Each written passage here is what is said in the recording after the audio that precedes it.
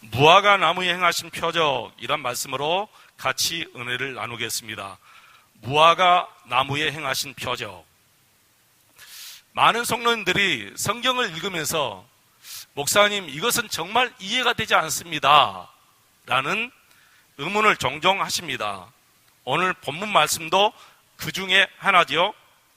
왜 예수님은 무화과 철이 아님에도 불구하고 무화과 나무를 저주했느냐 하는 것입니다. 왜 예수님은 무화과 철이 아님에도 불구하고 무화과 나무를 저주했는가? 본문의 내용을 설명해 드리겠습니다.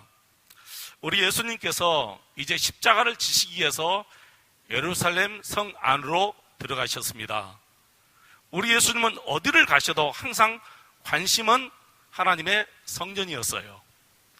여러분도 그렇게 되시기를 바랍니다. 어디를 가시든지 무엇을 하든지 여러분의 관심은 우리 목포세안교회가 되어야 될 줄로 믿습니다. 여러분의 관심은 우리 예수님이 되어야 될 줄로 믿습니다. 예수님이 성전에 가시자마자 성전에 들어가셔서 성전의 형편을 다 살펴보았습니다. 오늘 본문 11절에 보니까 성전을 둘러보시고 이 말씀은 성전 안에서 행해지는 여러 가지 일들을 보시고 그 말이죠. 그리고 아무 말 없이 성전에 나오셔서 바로 베다니 마을로 가셨다, 그렇게 기록되어 있습니다. 아마 베다니 마을로 가신 이유가 있을 거예요. 요한복음 11장에 보시면 이 베다니 마을에 누가 사느냐면은 여러분 잘 아시는 나사로와 마르다, 마리아 3남매가 사는 마을이에요. 부모 없이 3남매가 살아가는 그런 베다니 마을에 갑자기 나사로가 죽었잖아요. 병들어서 죽었는데 예수님이 그것에 가셔서 나사로를 살려주셨습니다. 마리아는 그 일로 인해서 예수님의 발에 향유를 부어드리고 자기 머리털로 예수님의 발을 닦아드렸습니다. 그래서 이들 3남매의 집에 우리 예수님이 다시 가신 것 같습니다. 그리고 거기서 주무시고 바로 아침 일찍 그 마을에서 나오셨는데, 우리 예수님의 습관은 이른 새벽부터 항상 기도하는 습관을 가지고 계셨기 때문에 일찍 나오셨기 때문에 그 집에서 아침 식사를 못 하시고 나오셔서 시장하시던 차에 옆에 있는 무화과 나무를 보시고 혹시 열매가 있나 보셨습니다. 그런데 열매가 없었습니다. 13절을 보시면 그때는 무화과의 때가 아니라고 적혀 있지요. 그리고 14절입니다. 예수님께서 그 무화과 나무를 보시고 이제부터 영원토록 사람이 내게서 열매를 따먹지 못하리라, 이렇게 말씀하시니까 제자들이 예수님의 그 말씀을 들었다, 그렇게 얘기했습니다.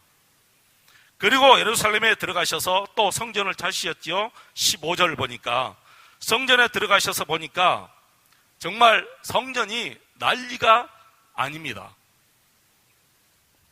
성전이 아니고 완전히 장사꾼들의 소굴이 되어버렸습니다. 그래서 예수님이 그 장사꾼들의 상을 다 엎으시고 내 집은 만민이 기도하는 집이라 너희가 강도의 소굴을 만들었느니라 하시면서 성전을 청결케 하셨습니다. 그리고 날이 저물매 성 밖으로 나가서 주무시고 이른 아침에 어제 그 길을 지나가 보니 어제 예수님이 저주하신 무화과 나무가 뿌리채 완전히 다 말라버린 거예요. 어느 성도님이 이 말씀이 이해가 안 된다, 그렇게 얘기했습니다. 왜 예수님은 무화과 때가 아님에도 불구하고 열매가 없다고 저주하여 말라 죽게 했느냐 하는 것이지요. 이해가 안 된다. 아마 그럴 수도 있겠습니다. 그런데 우리가 알아야 할 말씀은 언제나 예수님께서 행하신 사건의 본질을 우리가 먼저 알아야 된다는 거예요. 말씀의 본질이 무엇인가를 알면 모든 것이 다 이해가 되고 이 말씀이 잘 받아들여집니다. 무화과 때가 기고 아니고는 사실 이 사건의 본질이 아닙니다. 예를 들어서 무화과 때가 아니기에 저주하신 것은 여러분 잘못입니까? 자, 만약 무화과 때임에도 불구하고 열매가 없었어요. 그러면 저주했으면 그것은 당연한 것입니까? 여러분께서 조금만 깊이 생각해 보시면 무화과 때가 기고 아니고는 전혀 상관이 없다 하는 것을 우리가 이 말씀을 통해서 알 수가 있습니다. 그래서 이 사건의 본질은 무화과 나무에게 있는 것이 아니다는 것이지요. 그래서 이 본문의 말씀을 바르게 이해하기 위해서 여러분 11절 말씀을 다시 한번 보시기 바랍니다. 예수님은 제자들과 함께 성전에 들어가셨습니다. 그리고 성전을 다 둘러보신 다음에 그냥 아무 말 없이 그날은 나오셨어요. 아무 말 없이 나오셨어요. 온갖 불의한 일, 온갖 불법이 그 성전 안에서 대제사장들과 서기관, 바리새인들이 다 저지르고 있는데도 불구하고 우리 예수님은 그것을 보시고 조용히 아무 말 없이 나오셨어요. 그리고 베다니에 가셔서 하룻밤 주무시고 성전에 다시 가면서 그 다음날 다시 가면서 무화과 나무를 저주하시고 다시 성전에 들어가신 거예요. 성전 안에서 행해지는 모든 불의한 일을 다 몰아내시고 그리고 성전을 청결케 하셨습니다. 오늘 본문 말씀 보니까 서기관들과 제사장들은 자기들의 이익의 줄이 끊어지자 예수님을 죽이려고 했다, 그렇게 나와 있습니다. 그래서 이 사건은 무화과 나무에 대한 내용이 아니지요. 그 시대를 향한 하나님의 무서운 진노의 메시지예요. 당시 종교 지도자인 대제사장, 서기관, 그리고 바리새인들을 향한 무서운 하나님의 진노의 메시지가 바로 그 무화과 나무에게 있다는 거예요. 이를테면 회개하라, 너희들이 회개하지 않으면 이 나무가 영원히 열매를 맺지 못해서 말라 죽었듯이 너희들에게도 영원한 열매가 맺지 못할 것이다. 회개하지 않으면, 너희들이 지금 회개하지 않으면 너희들도 이 나무처럼 영원히 열매를 맺지 못할 것이다. 그런 무서운 메시지가 바로 이 표적에 담겨져 있는 것입니다. 당시 제사장, 서기관, 바리새인들은 정말 불법을 행해서는 안 될 사람들이잖아요. 종교 지도자들입니다. 모든 백성들에게 존경을 받는 사람들이에요. 누구보다도 깨끗하게 살아야 할 그들이 앞장서서 불법을 행하고 있는 것입니다. 돈에 탐욕이 물들어 있어요. 그래서 사실 예수님이 아니면 그 누구도 그들의 불법을 말할 수 없고 드러낼 수가 없어요. 그만큼 그들의 권세가 그 당시에 컸습니다. 사랑하는 성도 여러분, 왜 무화과철이 아님에도 불구하고 예수님이 무화과 나무를 저주하셨는지 이제 이해가 가십니까? 왜 예수님은 무화과 나무를 먼저 저주하신 것입니까? 여기에 오늘 말씀의 핵심이 있는 거예요. 예수님은 바로 저들을 저주하실 수가 있습니다. 그런데도 불구하고 그렇게 하지 않았어요. 그들에게 기회를 주신 것이지요. 이것이 오래오래 참으시는 하나님의 마음입니다. 그래서 성경을 보면 우리 하나님은 오래오래 참으신다, 그렇게 말씀하셔요. 예수님은 제사장들에게 내려야 할 이 저주를 이 죄 없는 무화과 나무에게 내리신 거예요. 여러분 한번 생각해 보시기 바랍니다. 그 사건을 보고 이들이 회개한다면 무화과 나무 한 그루만 죽이면 되겠습니까? 저는 무화과 나무 수천 그루가 죽는다 할지라도 한 생명만 살려진다면 저는 그게 더 옳다고 생각해요. 성경에도 이미 그와 같은 비슷한 말씀을 이미 주셨어요. 마태복음 8장에 보시면 어린아이 한 생명이 중요함을 일깨우기 위해서 우리 예수님은 귀신들을 돼지 2,000마리 속에 집어넣어서 돼지 2,000마리가 다 강물에 빠져서 죽었습니다. 여러분, 이것이 표적이에요. 그걸 보고 배우라는 거예요. 돼지 2,000마리보다 어린아이 한 생명이 더 소중하다는 것을 그 그 표적을 보고 우리에게 보여주신 거예요. 우리가 그것을 보고 배워야 됩니다. 무화과 한 그루 나무가 문제가 아니에요. 무화과 나무 1000그루가 죽는다 할지라도 그들이 회개하고 돌아온다면 저는 이것이 옳다고 생각합니다. 이것을 보고 너희들 정신 차리라, 그 말씀이죠. 만약에 이 사건을 보고도 너희들이 회개하지 않으면 너희들은 정말 가망이 없다, 그 말씀 아니겠습니까? 여러분, 창세기 19장에 보시면 소돔과 고모라가 불로 망할 때 이 소돔성에 아브라함의 조카 롯과 그의 아내와 세 딸과 그리고 세 사이가 함께 살았어요. 곧 이 성이 멸망한다, 빨리 그 성에서 도망쳐 나와라 할 때에 천사들이 뒤를 돌아보지 말라 했어요. 경고를 했어요. 뒤를 돌아보지 말고 빨리 그 성에서 도망쳐 나가라는 거예요. 앞만 보고 나가라는 거예요. 뒤를 돌아보지 말라, 그 말은 더 이상 세상 것에 미련 두지 말라는 거예요. 더 이상 세상 것에 미련 두지 말라.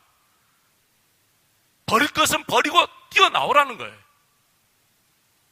여러분, 불 속에 있으면서 어떻게 여러분 옷가지를 다 챙겨 입고 나올 수가 있겠습니까? 그냥 튀쳐나와야죠. 배가 가라앉는데 어떻게 그 속에서 여러분 금덩어리, 은덩어리, 내 모든 보물을 다 챙기고 나오겠습니까? 그거 다 버려두고 튀쳐나와야 되지 않겠습니까? 그리고 구조선에 올라타야 되겠지요. 지금 배가 막 가라앉기 시작하는데 바로 그 뜻이에요. 성이 멸망한다, 빨리 튀쳐나가라. 뒤를 보지 말고 빨리 튀쳐나가라. 그런데 이 롯의 아내는 뒤를 돌아보았어요. 그래서 결국에는 뭐가 됐습니까? 소금 기둥이 됐습니다. 우리 예수님께서 이 사건을 두시고 누가복음 17장 32절에 뭐라고 말씀하셨느냐면은 너희들은 롯의 철을 생각하면서 살아라, 그렇게 말씀했어요. 너희들은 롯의 철을 생각하면서 살아라. 세상 미련 두지 말고 살라는 거예요, 여러분. 세상 것에 미련 두지 말고 정말 주님만 바라보고 살아야 된다는 거예요. 자, 그 같은 원리예요. 그 저주받아 말라서 죽은 그 무화과 나무를 보면서 사람들이 배워야 돼요. 아, 우리도 열매 맺지 못하면 결국에는 저렇게 하나님의 심판을, 무서운 심판을 받겠구나 하는 것을 보고 배워야 된다는 거예요. 그래서 이것을 표적이다, 그렇게 말합니다. 표적이란 그 사건을 통하여 우리 하나님께서 정말 우리들에게 하고 싶으신 말씀이 있다는 거예요. 그 사건을 통해서 우리에게 하나님이 너무너무 하고 싶은 말씀이 있다는 거예요. 하고 싶은 말씀이 뭘까요? 첫째는 지금 회개하고 우리 본연의 삶을 살아야 된다, 그 말씀을 하고 싶은 거예요. 예수님이 그 말씀을 지금 우리에게 하고 싶은 거예요. 너희들 지금 회개라. 그리고 너희들 본연의 삶을 지금 살아야 된다. 왜 그렇게 사느냐? 돌이켜라, 그 말씀이죠. 동네 한가운데 서 있는 나무가 아침까지도 멀쩡했는데 갑자기 예수님의 저주로 한순간에 말라 죽었습니다. 자, 그렇다면 그걸 보면서 뭔가 생각하는 마음이 있어야 되지 않겠습니까, 여러분? 근데 그걸 보면서도 아무런 생각 없이 또 지나쳐 버리는 거예요. 그래서 예수님이 롯의 철을 생각하면서 살라는 거예요. 너희들은 이 무화과 나무를 보면서 생각하라는 거예요. 만약에 그 무화과 나무를 보면서도 생각하지 않고 살면 그건 이제 소망이 없는 거예요. 그래서 여러분, 우리 주위에서 일어나는 그 작은 일까지라도 우리는 그냥 지나쳐서는 안 됩니다.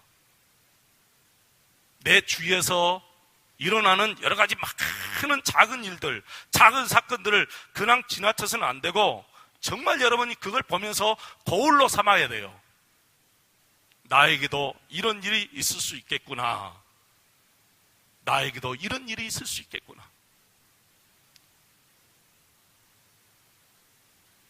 어제 돌아가신 분이 오늘을 살아가는 이 오늘을 그렇게 살고 싶어 했던 하루예요. 어제 돌아가신 분을 보면서 우리가 좀 깨닫고 살아야 돼요. 아, 나도 가는구나. 내 생명이 영원한 생명이 아니구나. 그걸 여러분 우리가 깨닫고 살아야 돼요. 장례식장에 한 번도 안 다녀보신 분 손 들어보시기 바랍니다. 나는 지금까지 장례식장에 한 번도 안 가봤다. 한 번도 안 계시지요. 우리 아이들 빼놓고 우리 장년들은 다 가보셨을 거예요. 뭘 배우십니까, 여러분? 배우고 돌아와야 돼요. 그냥 그분들 위로만 하고 돌아오는 게 아니에요. 내 관이 바로 이 자리에 있겠구나. 내가 죽으면 많은 사람들이 또 이 자리에 와서 나를 추모하겠구나. 그걸 배우라는 거예요. 그럼에도 불구하고 우리는 영원토록 살 것처럼 아무 준비도 없이 사는 거예요. 아무 준비도 없이. 여러분, 준비 있는 삶을 살아야 될 줄로 믿습니다. 준비 있는 삶. 그래서 지금 우리가 회개하고 우리 본연의 삶, 열매 맺는 그런 삶을 우리가 살아야 될 줄로 믿습니다. 두 번째 표적입니다. 이 사건을 통해서 우리에게 두 번째 보여주시는 표적은 도대체 예수님은 누구신가 하는 거예요. 도대체 예수님은 누구신가? 말씀 한마디로 나무를 뿌리채 말라버리게 하시는 이분이 도대체 누구냐 하는 거예요, 여러분. 여러분, 예수님 이분이 누구십니까? 제가 전에 이런 이야기를 들어본 적이 있습니다.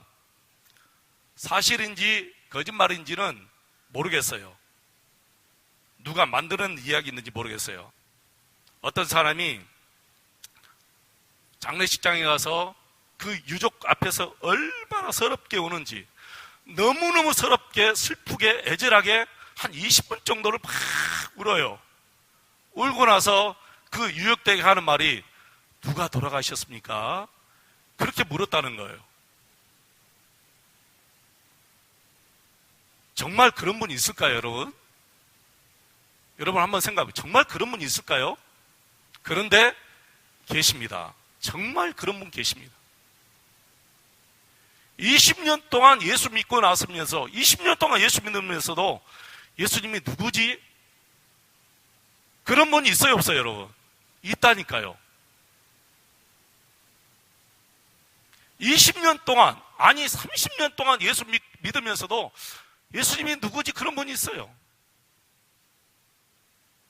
저는 한 6년, 7년을 그랬어요. 근데 그 기간, 6년, 7년을 생각해 보니까 정말 기가 막힌 기간이에요. 주일날은 제가 아침 일찍 교회 가서 저녁 늦게까지 봉사하고 들어옵니다. 아직 기계처럼 움직였어요, 기계처럼. 내 몸이 막 기계처럼 이렇게 돌아가듯이 그렇게 시스템 돌아가듯이 그렇게 움직였어요. 그렇게 일하면서도 기뻤어요. 내 하는 일이 당연하다 그렇게 생각했어요. 누구 원망해 본 적도 없고 불평해 본 적이 없어요. 한 번도 그렇게 본 적이 없어요. 새벽 기도도 그렇게 열심히 다녔어요. 그런데 알고 보니까 예수님이 도대체 누구였는지 모르고 그렇게 믿은 거예요. 이게 종교적인 삶을 산 거예요. 종교적인 삶. 만약에 제가 그때 죽었다면 지금 생각하니까 등골이 오싹해요. 만약에 내가 그때 죽었다면 어떻게 됐을까 생각하니까 막 등골이 오싹해지는 거예요. 그때 내 믿음이 나를 구원할 수 있을까? 여러분, 그때 내가 가지고 있는 이 믿음이 나를 구원할 수 있었을 것 같습니까? 생각해보니까 제로예요, 제로. 털끝만큼도 없어요. 근데 그 기간에 무슨 일이 있었냐면은 제가 연탄가스를 마셔가지고 죽다 살아났어요. 산소총에 들어갔다 나왔어요. 목포 적십자병원, 지금은 없습니다만은 저기 역전 저쪽으로 적십자병원이 그때 당시 있었는데 거기 산소통에 들어갔다 나온 거예요. 아예 다 의식도 없었는데. 만약에 그때 하나님께서 저를 불렀다면 끔찍합니다. 끔찍해. 하나님께서 우리에게 기회를 주시고 하나님께서 저에게 기회를 주신 거죠. 하나님을 알고 믿으라는 거예요. 예수님을 알고 믿으라는 거예요. 물론 그 당시도 예수님은 하나님이시고 예수님은 하나님의 아들이시다. 뭐 그 정도는 이 지식적으로 알고 있었지만 내가 내 삶 속에서 정말 친근하게 인격적으로 우리 예수님을 모시고 살지 못했다는 것이지요. 사랑하는 여러분, 정말 여러분이 믿고 사는 그 예수님이 여러분의 아내나 남편이나 아이들처럼 그렇게 친근하게 지내십니까? 여러분에게 정말 예수님이 그렇게 친근하십니까? 정말 예수님이 여러분에게 그렇게 친근해야 돼요. 매일매일 삶 속에서 우리 예수님이 여러분에게 그렇게 친근해야 할 줄로 믿습니다. 그게 예수 믿는 것이고, 그렇게 믿어지면 말씀대로 사라지는 거예요. 내가 말씀대로 살려고 발버둥 치지 않아도 예수님이 그렇게 믿어지면 내가 말씀대로 그렇게 사라져 가는 거예요. 그래서 저는 예수님이 천지 만물을 창조하신 하나님으로 정말 믿습니다. 믿는 게 아니고 진짜 자연스럽게 믿어져요. 하나님은 천지 만물을 창조하신 우리 하나님이시다. 그렇게 믿어져요. 그리고 죽은 자를 살리시는 전능하신 하나님으로 믿어집니다. 예수님은 전능하신 하나님이시야. 무엇이든지 다 하실 수가 있어요. 그게 믿어지는 거예요. 그리고 나를 너무너무 사랑하신 분으로 믿어져요. 우리 하나님이 나를 너무너무 사랑하신 분으로 믿어지는 거예요. 자연스럽게 믿어져요. 그리고 처음부터 마지막까지 나를 보호하시고 끝까지 선한 길로 인도하심도 믿어집니다. 다 믿어져요. 지금 현재 어떤 일이 있다 할지라도 그건 상관하지 않아요. 반드시 우리 하나님은 우리를 선한 길로 인도하신다. 우리 목포 세안교회를 선한 길로 인도하신다 하는 것을 제가 믿습니다. 믿어져요. 우리 아이들을 하나님께서 선한 길로 인도하신다 하는 것이 믿어져요. 그 아이들 현재를 제가 보지 않습니다. 미래를 보니까 하나님이 반드시 우리 아이들을 선한 길로 인도하심이 믿어집니다. 여러분, 이렇게 믿어지는데 그 예수님께 무엇을 제가 맡기지 못하겠습니까? 이렇게 믿어지면 다 맡기게 되고 염려가 안 되고 원망이 없어져요. 염려가 더 이상 없어져요.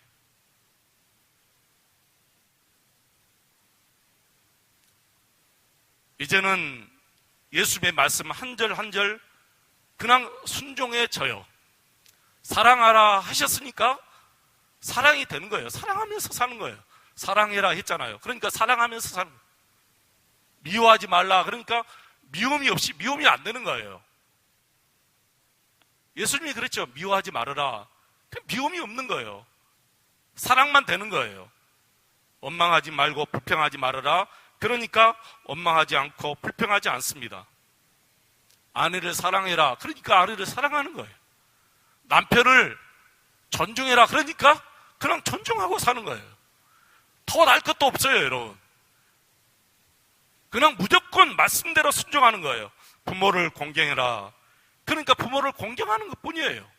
다른 이유가 여러분 어디 있습니까, 여러분? 자녀들을 주 안에서 노엽게 하지 말아라 했으니까 자녀들을 노엽게 하지 않는 것이에요. 옛날에는 노엽게 많이 했죠. 우리 아이들 노엽게 했죠. 내 기분 내키는 대로, 내가 원하는 대로 아이들이 따라주지 않는다고 많이 노엽게 했지만은 말씀대로 그냥 노엽게 하지 말라 하니까 그냥 하나님의 말씀만 믿고 그냥 노엽게 하지 않으면 이 아이들은 반드시 하나님께서 선한 길로 인도하신다는 거예요. 그냥 그렇게 믿고 사는 거예요.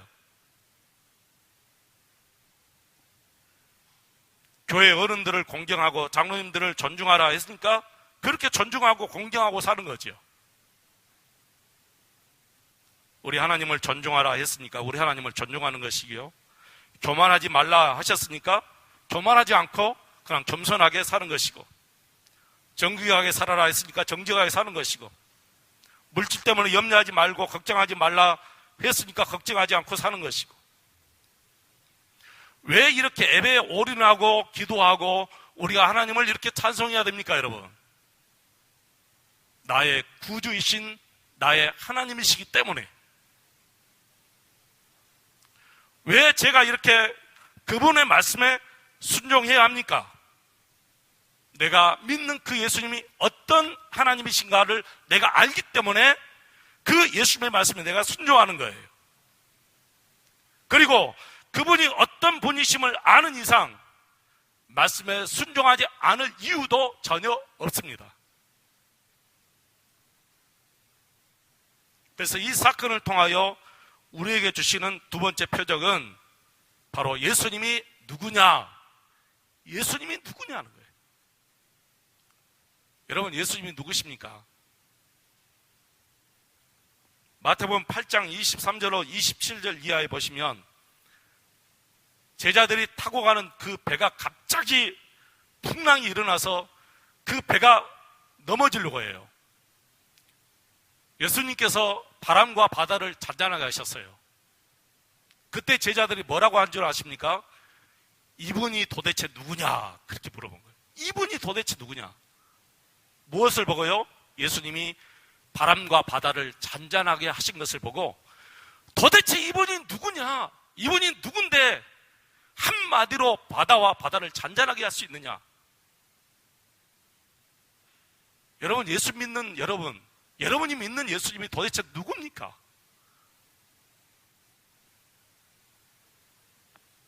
나는 여러분이 이 시간 이 예배당을 빠져나가시기 전에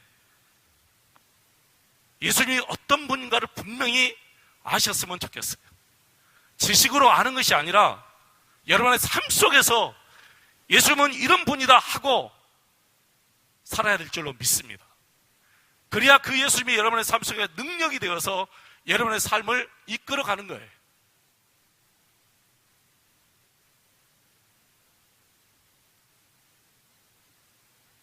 (2018년도에는) 한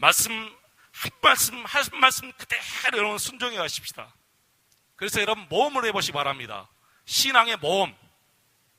내가 죽어도 한 번 죽는 인생, 어차피 한 번 죽잖아요, 우리가.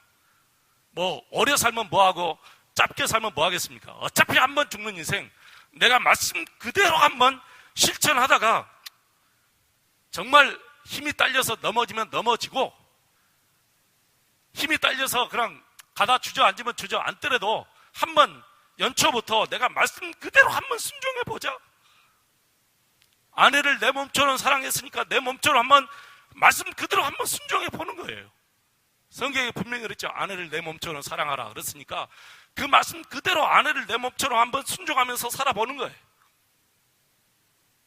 아이들을 노엽게 하지 말라 했으니까 여러분 아이들을 어떤 잘못을 해도 노엽게 하지 말고 그냥 기도해주면서 오히려 품어주면서 따독여주면서 용기 주면서 한번 그렇게 한번 살아보는 거예요.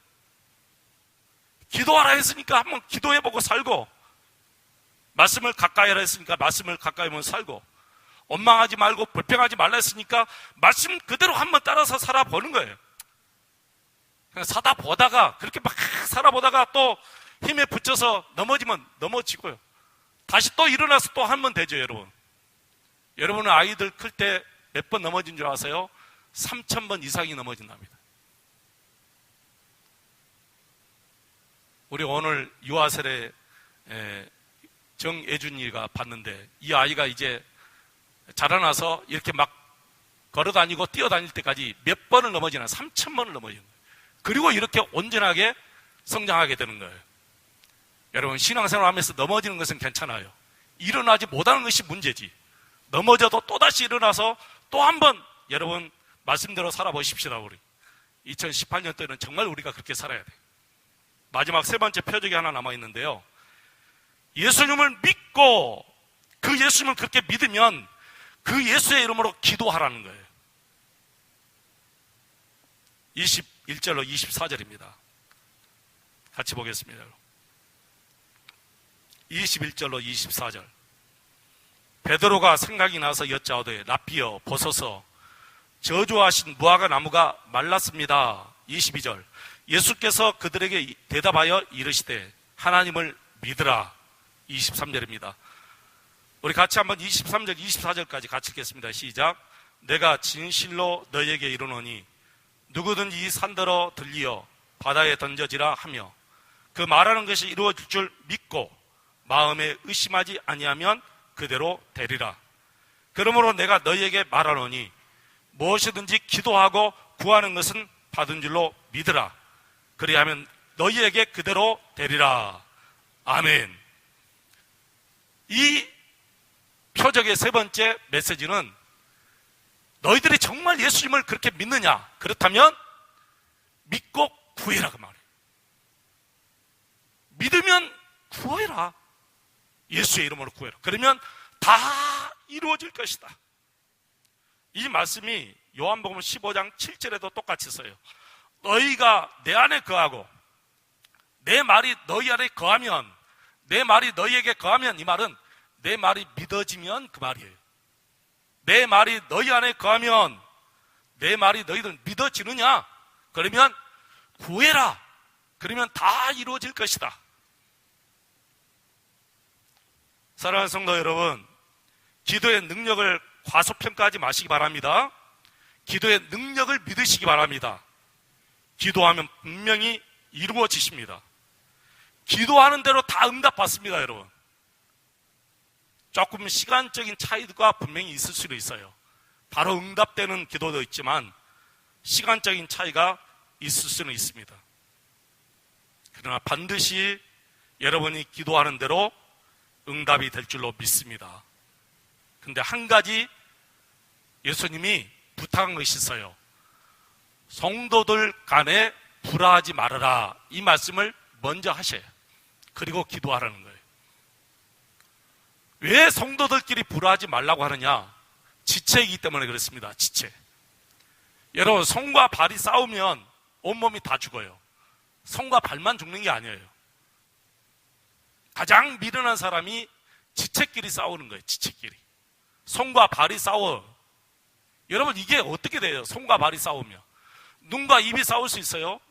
같은 지체는 서로 도와주는 지체지 싸우는 지체가 아니에요. 그래서 너희가 기도하기 전에 마음속에 거리끼는 것이 있으면 가서 사과하고, 그리고 반드시 원만한 관계를 이루고 난 다음에 기도하라는 거예요. 옆에 분하고 불화하지 마시기 바랍니다. 우리 당회는 불화하는 당회가 아니에요. 우리 목포세안교회 성도님들은 서로 불화하는 성도들이 아니에요. 정말 서로 이해해주고 서로 사랑해주고 허물과 흠을 덮어주는 교회.